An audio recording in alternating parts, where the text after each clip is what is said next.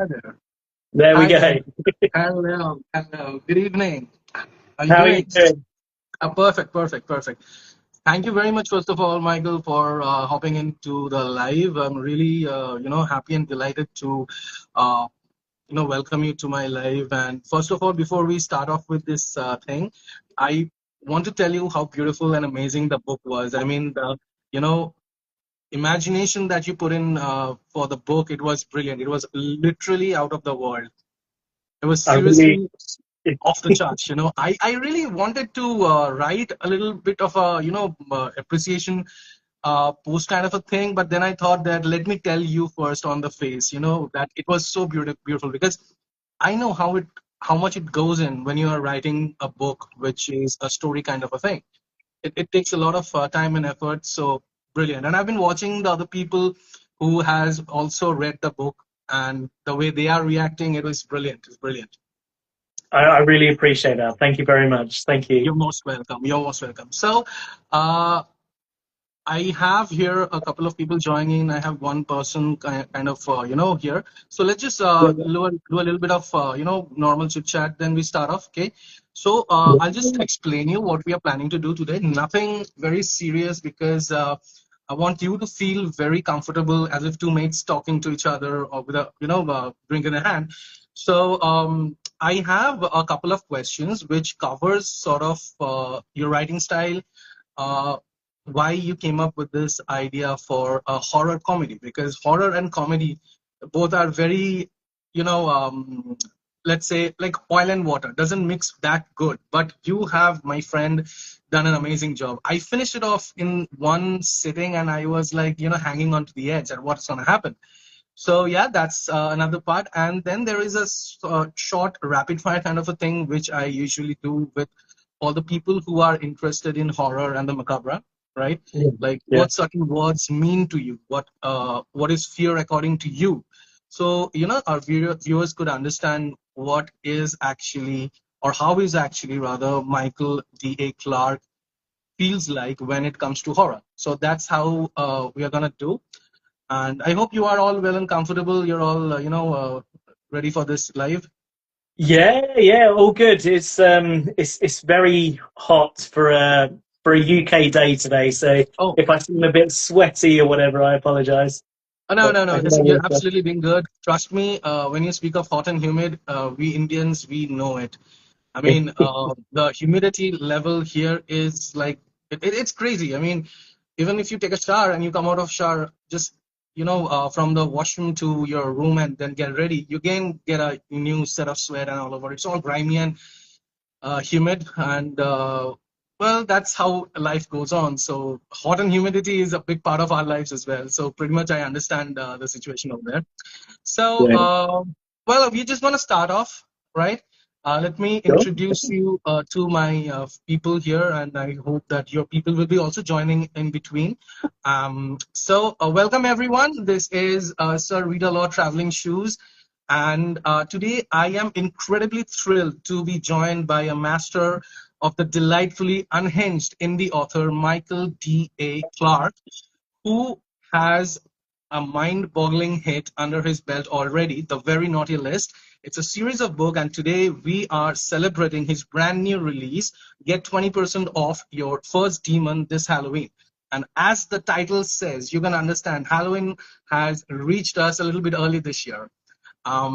Michael specializes in taking completely mundane, everyday um, situations and violently smashing them together into supernatural horror and brilliant corporate satire.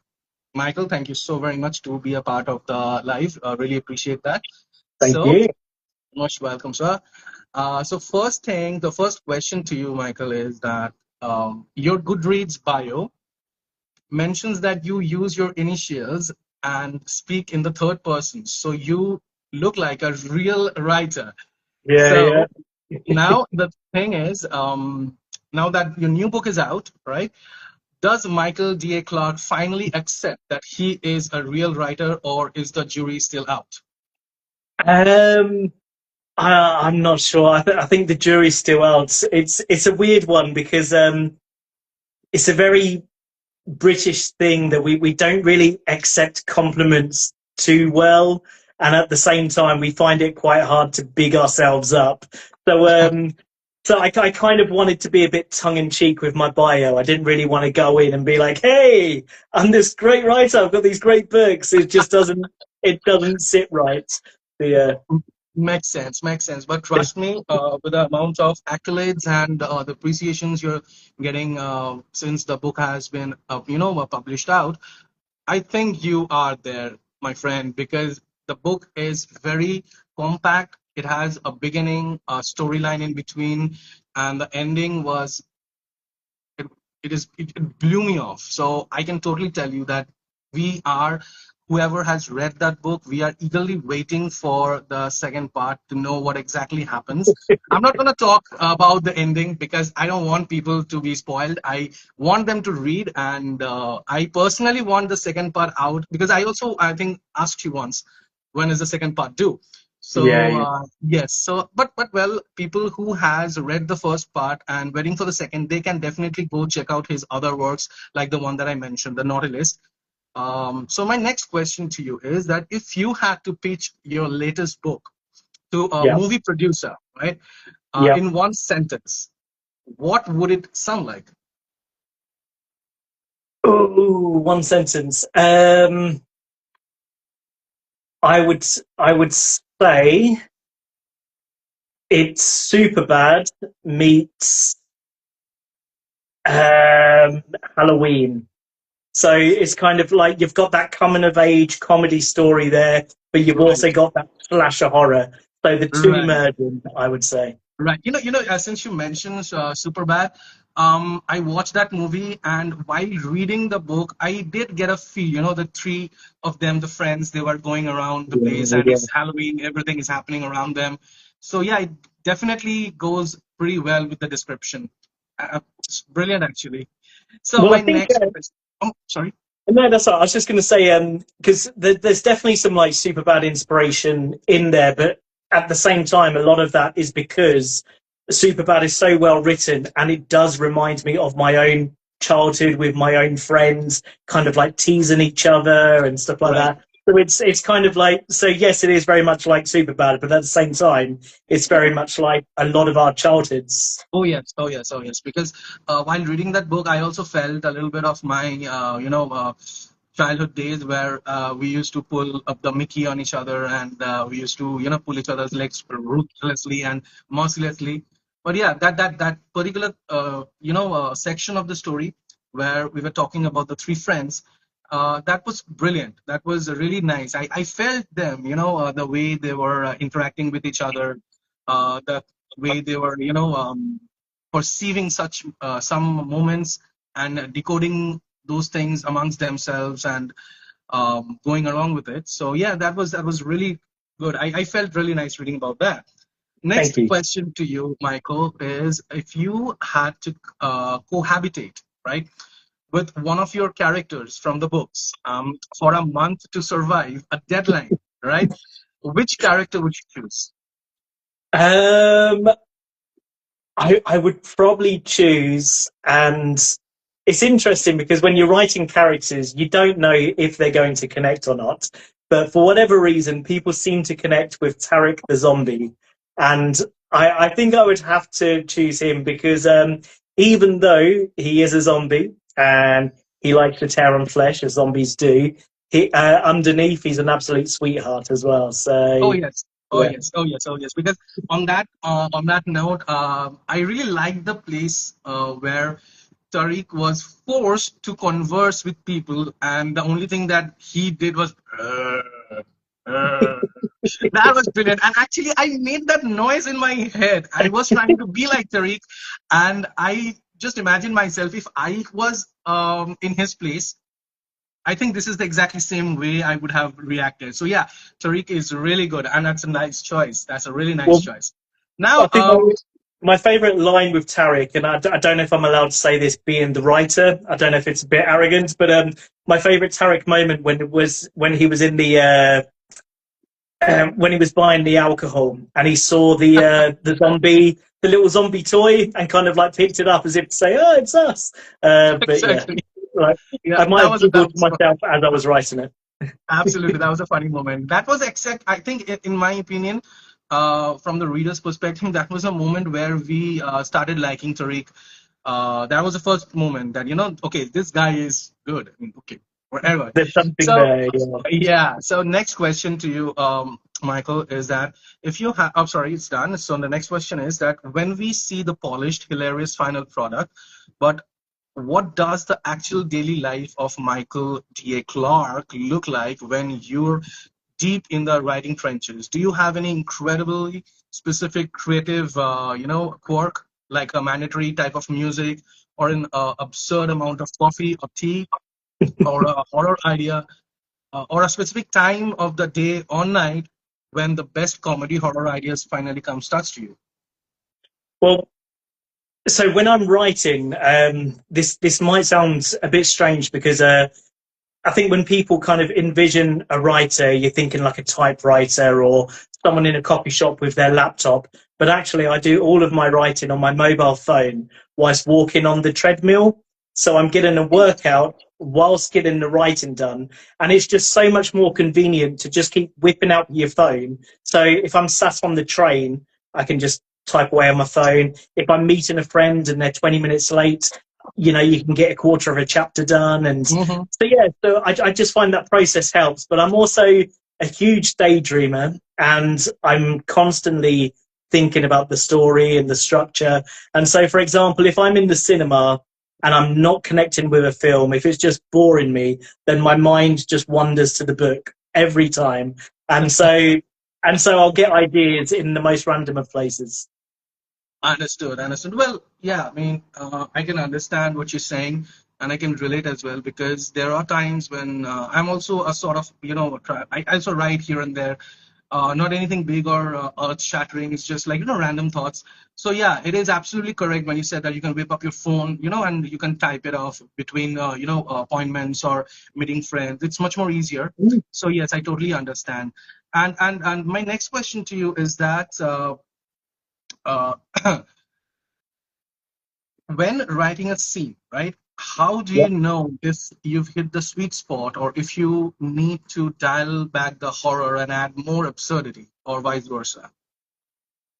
Um, so so with this one, with my writing, I think it helps that I've been a film critic for a local magazine for the last 20 minutes, sorry, 20 years, a little Yeah, bit good. longer. Um, and so when I'm watching a film, quite often I'm analysing it, I'm analysing the scenes and the characters, and so I kind of feel like I've picked up generally a good rhythm from filmmakers where the, there's a certain amount of tension and you just kind of soon start naturally realizing where a bit of comic relief is needed.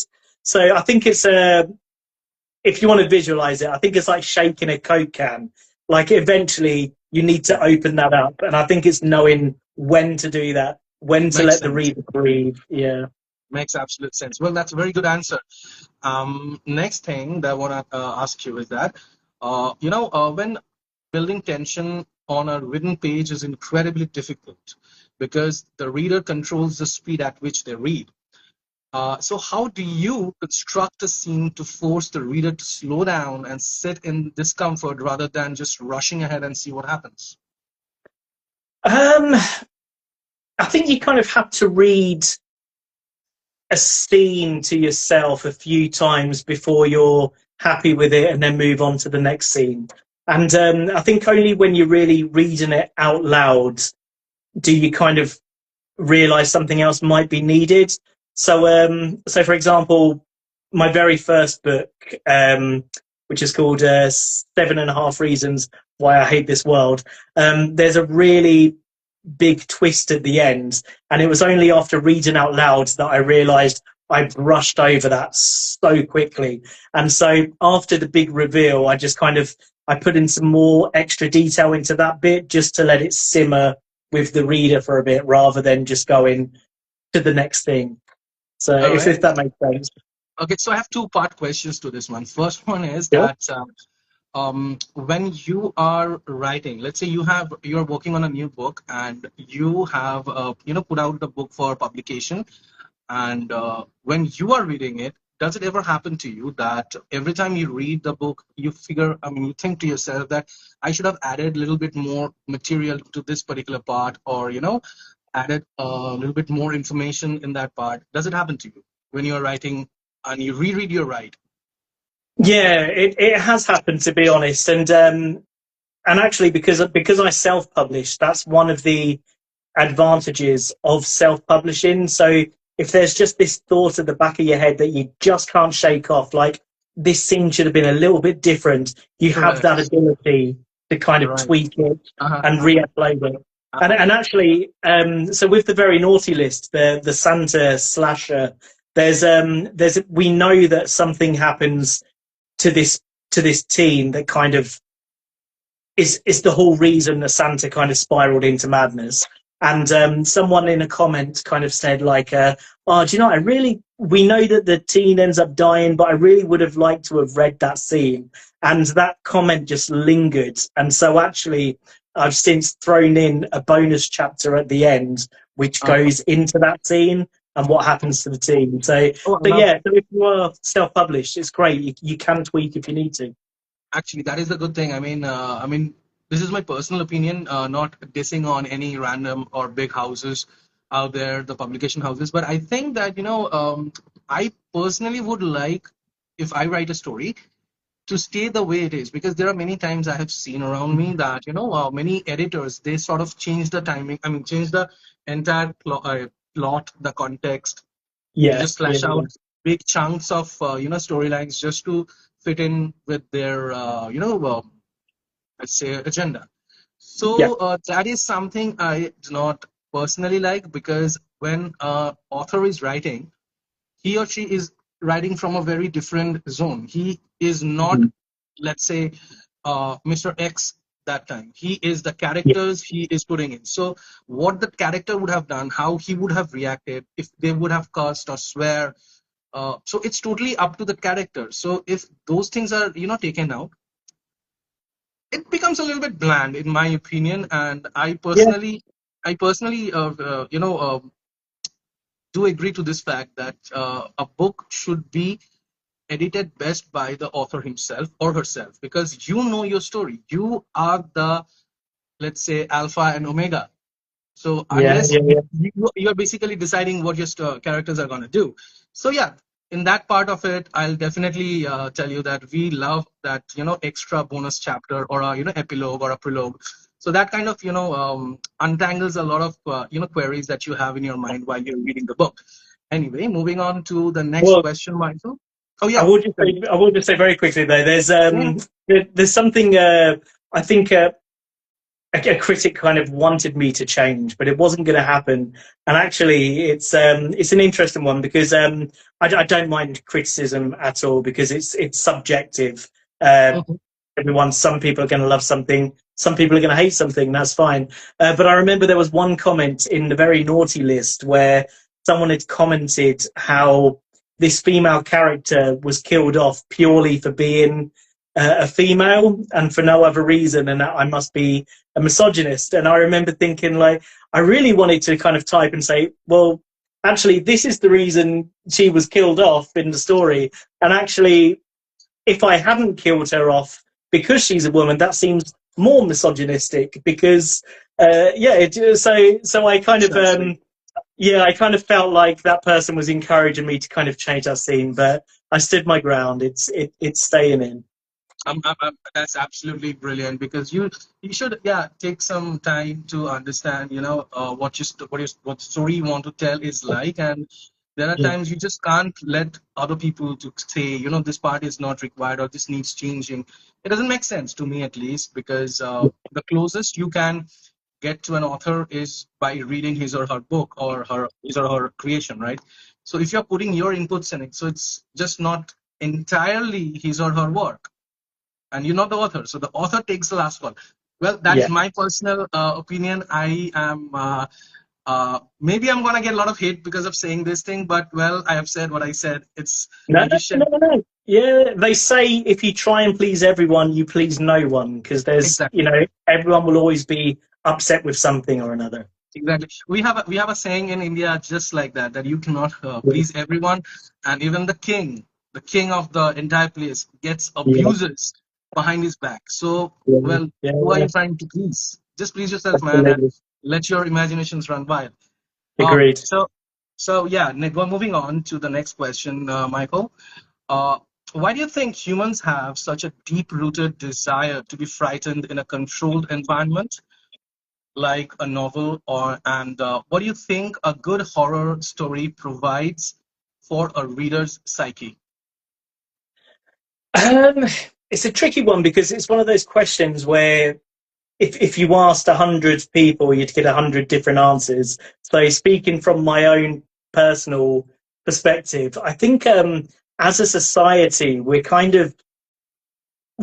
we're kind of numb to the world. I think, because we have all this information at our fingertips, and we're constantly being bombarded with news and facts and information that actually, I think, if you're watching a film and it scares you, it's just nice to feel something different, to feel something to the norm, which is, this crazy world that we're living in. So I think it's the thrill of it. It's yeah, I just absolutely love the buzz. And I saw a film recently, Obsession, Oh yeah. and I literally leapt out of my chair during one scene in particular, and I just remember being on a real high after that moment. But yeah, I think it just makes you feel different to how you feel the rest of the day.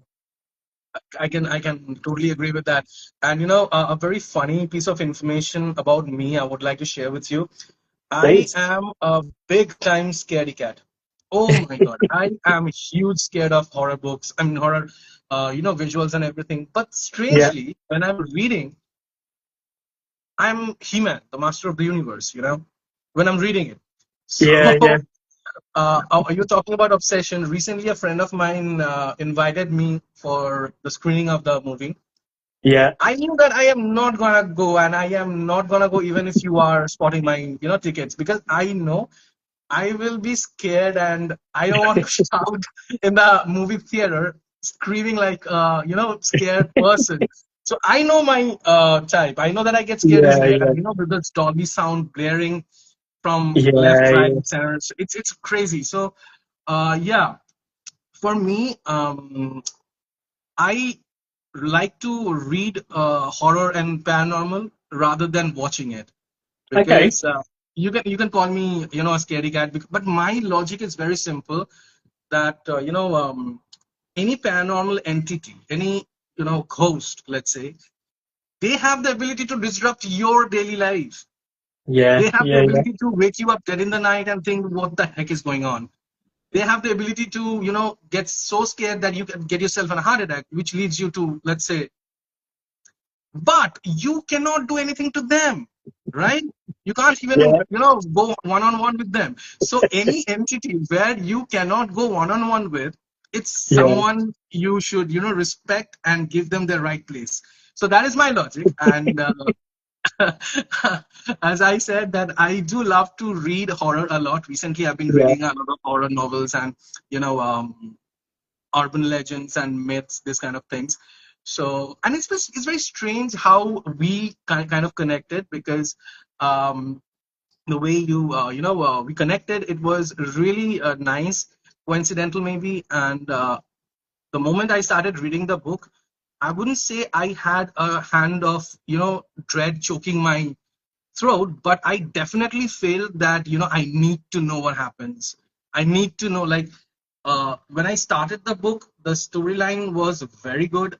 It was about, like, if somebody has wronged you in a bad way, in Yeah, a immoral way, then you get to give the favor back to them by the the yeah, psychopaths. yeah. So that was the point that kind of hooked me onto it. But later on, as the story went on forward, I was like, wow, this is actually good. I'm liking it. Actually, I was feeling Halloweeny. So anyway, moving to the What? next question.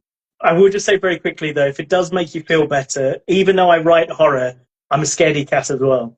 I jump so easily, and I remember a while back I was sitting on the couch with a glass of Bailey's, and someone said to me, "Do you not want to put your drink down?" I was like, "No, it'll be fine." Anyway, 10 minutes later, I jumped so much that the Bailey's just went all over the couch, and yeah, I mean, I'll share one of my experiences. Recently, I was reading a book on the urban legends, the famous one all over the world. So it's written by one of my friend. He's an author as well. So there was this chapter there where it was talking about a place in India. It's in Rajasthan, and the name of the place is Kuldhara. So as okay. per the you heard it? No, no, no. Oh, okay. I'm just following your story. Yeah, Okay, yeah. So yeah, the place is said to be cursed. I mean, it was a village where a lot of people lived, and a lot of um, it was a small, hamlet kind of a village where small houses were there. A temple was there. Um, Palace sort of thing was there. But sure. one night, the entire village just vanished. They just upped themselves and just went away. Where they went, why they went, nobody knows, and that's the mystery. So there are a lot of folklores going on even now that the place is haunted, the place is cursed. Um, Even if you go by the myths and the local folklore, you wouldn't find, even uh, tree or an insect alive or any alive things in that particular area. You just step out of that place, you can find, that desert plants and insects roaming around with camels and stuff. But within that area, it's all nothing. Nothing living can stay there. So Wow. during reading that book, during reading that particular thing, I was in my bed. It was what, 2 in the morning, and I was just reading. Um, I don't know. I felt very weird. I actually had to, get off the bed very carefully, slowly go to Yeah, the door and lock the door and then come back again. I don't know why I did that because I know that I live in my house and everything is locked and secured. But this dread that something might come in, yeah, yeah, something, that the fear of this something. I personally like that, but in that moment I was scared. So, well, I am also a little bit of a scaredy cat when it comes to that thing. I think this high is why people like to read this thing yeah, because again, I don't know what's your take on this, but gymming and reading horror, I don't understand. I mean, you pay to get those gym pain and muscle sprain and everything, and you pay to read horror just to get scared. Both are sort of negative in if you look at it from a distance, right? yeah. But people who actually do that, I just don't know. They just love it. They dig it. They dig it so much. They just love it. Anyway, moving on to the next question. That is, so it's a rapid fire question. All right. Okay. I'll So do to my best. close things, yeah, it's going to be an interesting one. So we are doing a lightning round. Don't think much. Just give Okay. your gut reaction to the choices. Number one is crumbling asylum or the haunted forest. Asylum. All right. Um, Midnight or 3 a.m. Midnight. Midnight, okay. Yeah. Um, Foggy moors or claustrophobic elevators? The fog one. Yeah. The foggy moors, that's your Yeah. choice? I, Yeah. Yeah. I thought you'd say that because my personal favorite one is also the foggy moors. That one is even Right. more, that environmental is, Atmospheric and oh yeah. yes, oh yes. I first got to know about the foggy moors in The Hound of Baskerville. It was not a horror per se, yeah, but it Yeah. Yeah. definitely gave me the, GP creepies. Yeah. I actually where I live in Peterborough in the UK. If I'm not mistaken, the writer of that kind of grew up in this area, which is quite exciting. So there's some link between Peterborough and the Hound of Baskervilles. Yeah, there's some link there. I'll look it up. Yeah, Baskervilles. I mean, that book is actually the first one that gave me the taste of, the atmospherical horror. Yeah, So yeah, for yeah. me, that was pretty good. All right. So moving on, the next question to you is, do you Which one would you prefer? The slow and relentless, or the fast and erratic? Um, I think slow and relentless because it kind of stays with you longer. I think it kind of simmers underneath. Yeah, All right, that's a good one. A ghost you can see, or a monster you can't look away from? a ghost you can't see because there's nothing more terrifying Ah, than your own imagination. correct, correct, correct. Yes, on this note, I'll definitely add this thing that in many horror movies, I have noticed the moment they show you the face of the ghost or the ghost in the physical form, Yeah, whatever way it is, like burnt face or eye hanging out, jaws are going around the place, the horror, that dread kind of lessens. So yeah, yeah. I agree with that. I agree with that. Unless you know, I mean, till the time you are not showing what's the supernatural entity is like, you still feel scared. All right. 100%, and that's why Jaws became a classic actually Oh because yes. the shark just wasn't playing ball, it wasn't working, so they Mm-hmm. had to make that decision to not show it, and by not showing it, it made the film so much more scary. It's, Yep. yeah, Absolutely. I have a question to that. So, would you say that our real, horror makers or the dread that we feel, it is actually the reason because we create so many things in our head, or we imagine this unsaid or unshown spirit who's haunting you, could be this, could be that. So would you agree with that? yeah. I think you know, like I said, it's more terrifying what you don't see because I feel like when you don't see the monster or the ghost or whatever, it's kind of it's left up to your own imagination. And quite often we start thinking about the times we were a child and we thought there might be a ghost in the house, or Oh it just yes. becomes more personal. And Under the like you bed. said yourself, quite often when you do see the monster, it's like, oh, okay, it just fine. Yeah. Yeah, we know that bugger. So yeah, I know how to take care of you. Makes sense. Okay. Um, Possession or mutation? Uh Possession. I think there's something terrifying in someone looking like someone you love but acting like something different. I think if they look different, you kind of think of them different. There's yeah, The realization that the person I'm looking at is not that person who I am. absolutely, yeah. Makes sense. Makes sense. Next is that psychological mind games or visceral blood splatter. It depends what I'm in the mood for.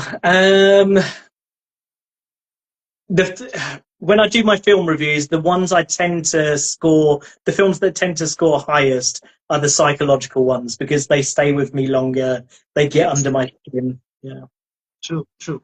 I mean, I have seen there are a lot of new movies coming out there which mostly makes you feel horror or scared psychologically. For example, just like it said, Obsession. Yeah, it is not just what they've shown there, it's the fear yeah, psychologically you feel that this guy could have been me, or what would I have done if I was in this situation, this kind of an absurd moment, you know. So yeah, absolutely. psychological mind games is, I would say, more disturbing, or let's say affecting effective Definitely, yeah. than the visceral bloodbath. So anyway, next is jump scare or lingering dread. Um, I'm gonna say jump scare because as much as I like something that is a slow burn and gets under your skin, jump scares are just fun. Like I'm picturing like Halloween night at the cinema, jumping out of your seat. There's no greater feeling. I totally understand that. All right, so the final girl survives or everyone dies. I think we already have a sort of, but still, yeah, go on. I mean, even though there are some survivors in my new book. I do like the idea of everyone dying because I quite like when it's an unconventional ending. Something that's a bit different to the norm. So yeah, I think I would admire the writer's boldness for doing that.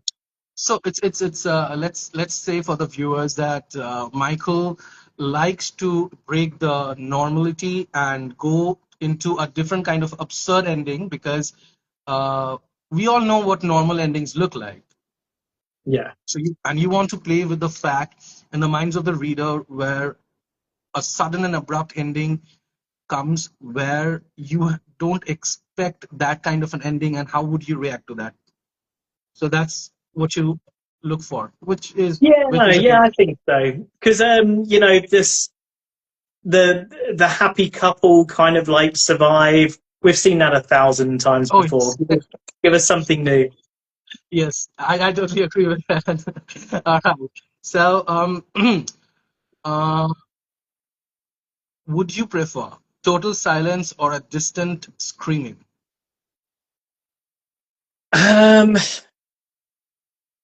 I'm probably looking into this way too much, but I'm gonna say screaming purely because uh, the cinema experience I think has changed in recent years, and it's almost like people can no longer sit in quiet discomfort. People always have to make a sound. So rather than that awkwardness, which used to be really effective, I think I'd probably sway the other way.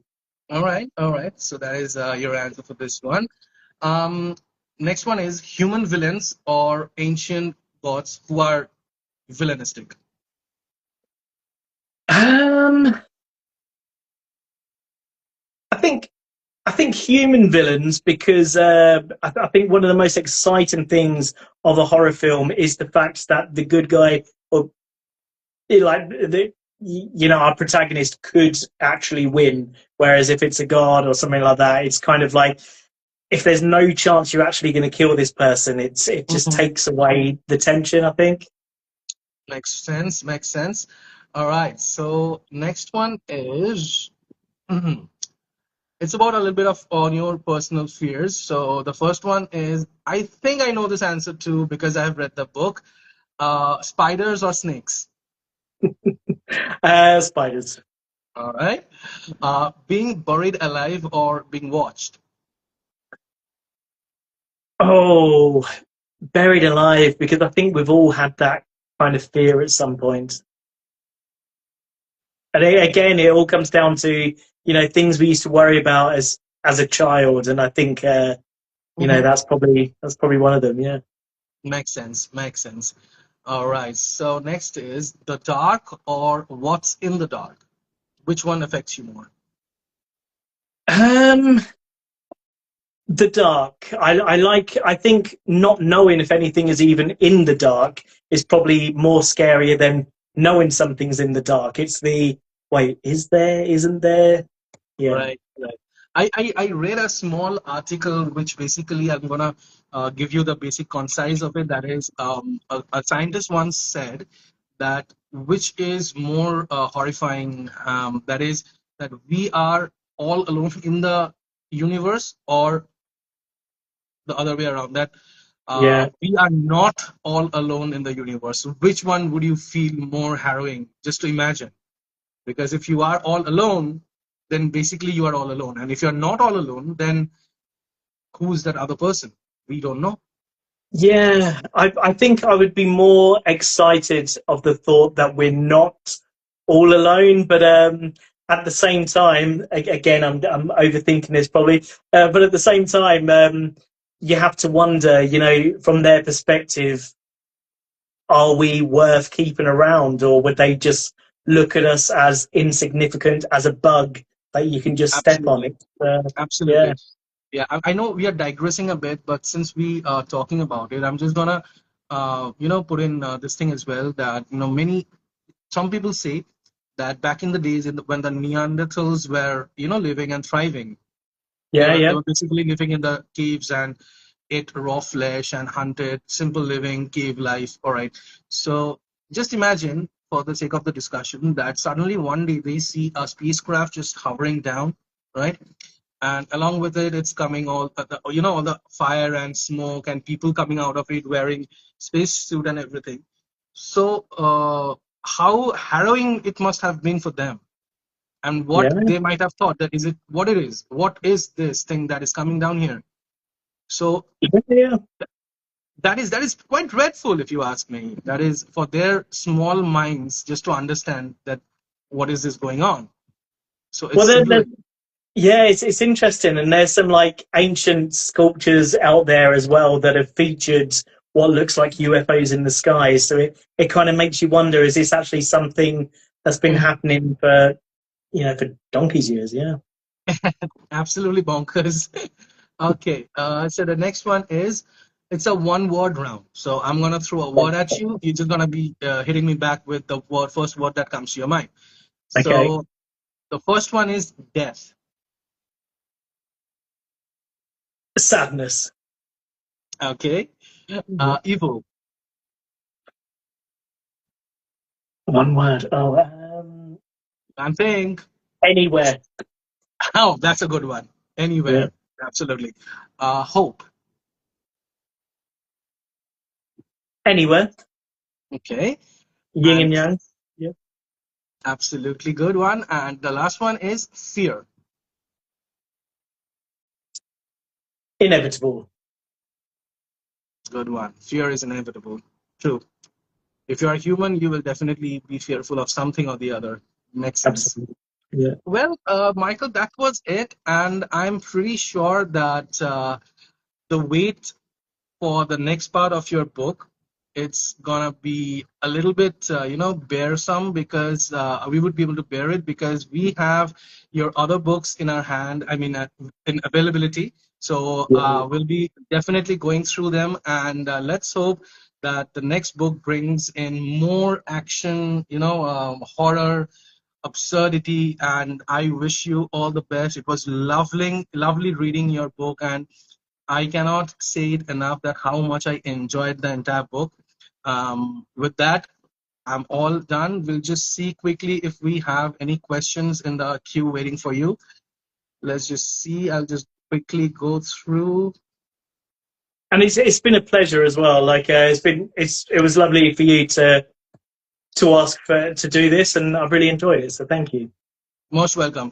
Well, the thing is, Michael, I would quickly tell you that I try to do this pretty often. Like whoever is a up and coming author and who has a good book written by them under their name, I try to just put the word of mouth as much as possible because I personally think that the authors are the real superstars and the superheroes because they live so many different lives. They have such colorful imagination. They make us think about things. And reading a book again, it's been brilliant. I'm really waiting for the second part. And talking of which, do we have tentative idea like when the second part is coming out? Yeah. So the second part should hopefully, because I've actually been writing it for quite a while, even way before this first one came out. So the second one, I'm hoping, will be out actually before Halloween, with the idea being that there might be a bump of people wanting to read this first book at Halloween, and then the sequel being available to them afterwards. So yeah, Oh, perfect, perfect, perfect. In India, we do not have that big of a Halloween, specifically in my city. yeah, Um, but we are slowly getting used to the Halloween ideas. Like, in our corporates, people are making Halloween parties and things. But to be honest, I always felt very, curious about the idea of Halloween when I was a little bit younger. I yeah, always yeah. think, I used to think that what is it, what's happening? Like everybody's dressed up in different kind of way. It's just not necessary that you have to be a monster or a devil or something like that. You can wear anything you want. So then when I kind of started reading up on Halloween, what exactly Halloween is all about, oh, I was very interested. I was very, very interested. And I think, participated in one or two Halloween parties. Nice. And it was fun. It was fun. And to be very honest, I am a Halloween nut myself, and Good to hear. I'm Yeah. yeah, man, and I'm eagerly waiting for your next book. And another thing I would like to ask that are you planning to write anything apart from the horror genre in future? If you are, Yeah, so there is a book I've already written actually that's gone under the radar because I really didn't plug it at the time, and the reason being it came out at Christmas time and it made more sense to promote the Very Naughty List because that was Christmas themed. Christmas But book, yeah. it's called The Diary of a Reluctant Superhero, and Okay. and I really like it, and the few people that have read it seem to connect with it as well. It's only had 4 reviews at the moment, but I believe they've all been 5 stars, which is lovely. Oh, So brilliant. so So what's the yeah, name of it? The Diary of a Reluctant Superhero? the Diary of a Reluctant Superhero, and it's Okay. about it's a kind of grounded superhero story where someone gets given these powers and actually they just don't want them. So it's kind of a more realistic look of Ah, what would it actually be like if that happened. So yeah, I will dabble with a few different genres, and actually, I've got a 7-year-old son, and we're oh, both writing a kids' book together, which is quite nice. oh, that's So brilliant. yeah, That is brilliant. Well, I think you're gonna get a review soon on that superhero book because I'm gonna definitely look for it, and hopefully, when we are done, we can do another one of these lives and talk more about that book, about the story and everything. So right now, anytime. to be very honest, I'm focusing more on the naughty list because Yeah, yeah, I usually read. I mean, if it's a series, I usually start a book and finish the entire series, then move on.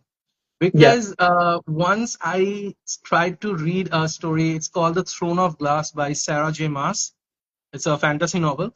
So I read the entire book. I was just left out with the last part, which was literally this fat, some around wow. 700 or 750 odd pages, Oh huge wow. tome of Yeah, a book. And you wouldn't believe what happened when I started reading that book. In between, I give a gap of like what 2 3 books in between. I yeah, totally forgot the storyline because it was the last penultimate book.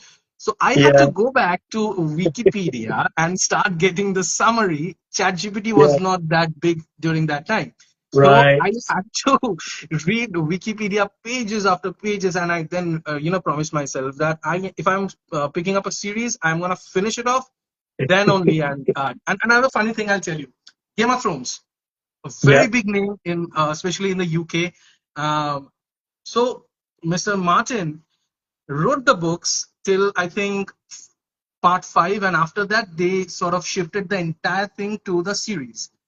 Now yes, I yeah, have read till the part 4. Part 5, I have the book with me. It's still in my library. It's gathering dust, and I refuse to read it. I refuse to, agree with the ending they have shown in the show.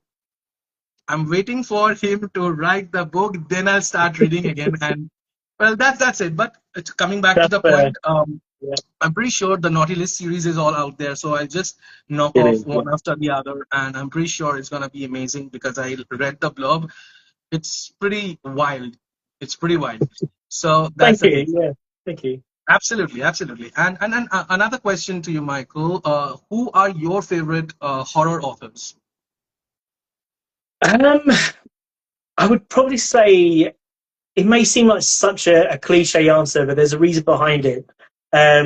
Stephen King is an obvious choice, but not just because he is such a you know a god in the horror world, but he like myself, my stories kind of dip into horror, and then I might be in the mood for a coming of age story, like with the superhero one. It's a father and daughter story, and Stephen King does the same. A lot of people know him for his horrors, but of course he did films like Stand by Me as well, and stuff like that, which are a lot more coming of age kind of teen Makes movies. sense.